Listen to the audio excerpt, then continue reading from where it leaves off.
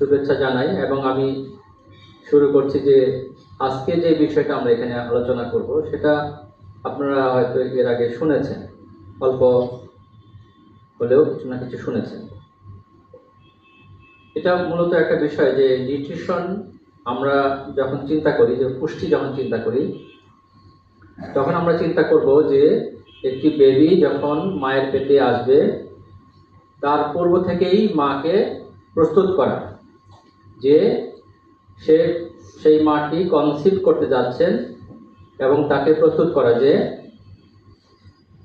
Conceive করলে পরে তার যে অনাগত ভবিষ্যৎ সেটা সুন্দরভাবে বেড়ে উঠতে পারে সেই চিন্তা করে তাকে মাকে প্রস্তুত করতে হবে। তাহলে মাকে প্রস্তুত করতে হলে কি করতে হবে? মাকে কমপক্ষে কনসিভ করার যে চিন্তা ভাবনা, যে ডেট বা সম্ভাব্য তারিখ, সেখান থেকে 4 মাস পূর্ব থেকে মাকে তার ফলিক অ্যাসিড, আয়রন এগুলো গ্রহণ করতে হবে। কনসিভ করার পরে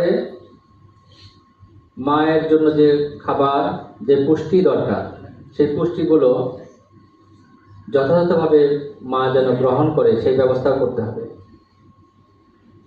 যখন একটি সন্তান ভূমিষ্ঠ হবে, ডেলিভারি হবে, পৃথিবীতে আসবে, তখন থেকে কমপক্ষে 2 বছর বয়স পর্যন্ত শিশুটির যথাযথ পুষ্টি, আমরা বলি যে সময়ের সাথে যেটুকু দরকার সেইটুকু পুষ্টি তাকে দিতে হবে।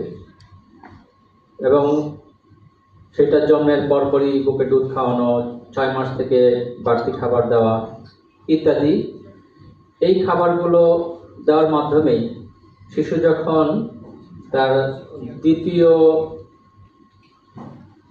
বার্থডে, জন্মদিন আসবে, সেই সময়ের মধ্যেই তাকে অপটিমাম পুষ্টি যদি আমরা নিশ্চিত করতে পারি, তার ব্রেন ডেভেলপমেন্ট, তার বোনস ডেভেলপমেন্ট এবং তার শারীরিক যে সক্ষমতা, এগুলো সুন্দরভাবে বেড়ে উঠবে এবং এই শিশুকেই দিয়েই আমরা ভবিষ্যতে আমাদের জাতি গঠন করতে পারবো, দেশ এগিয়ে যাবে।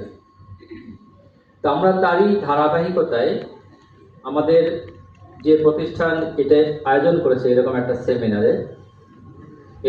সেমিনারে আমরা আসছি এবং আমিও আপনাদের মাঝে আসতে পেরে আমি নিজেকেও গর্বিত মনে করছি। তো আমরা চাই না যে একটা আমাদের সুস্থ সবল সুন্দর জাতি গঠন হোক? তাহলে আমাদের এই পুষ্টির বিষয়গুলো একটু জানতে হবে, জেনে সেই অনুযায়ী আমাদের